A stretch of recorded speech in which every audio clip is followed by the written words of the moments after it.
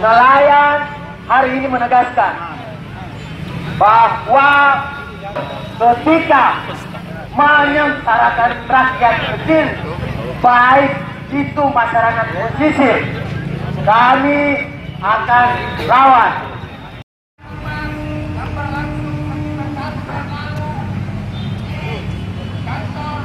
Memanggil warga yang terkena dampak daripada pembangunan bahwa pelanggaran Pelindo apabila sampai hari ini belum ada tindak lanjut terkait persoalan rekomendasi dari Provinsi Sulawesi Selatan. Sekalian, kita tahu bahwa hari ini aparatur negara, pihak kepolisian hanya menjadi penjaga kekuasaan. Hari ini aparatur negara hanya menjadi penjaga modal, hanya menjadi penjaga kita terhadap bangsa kita.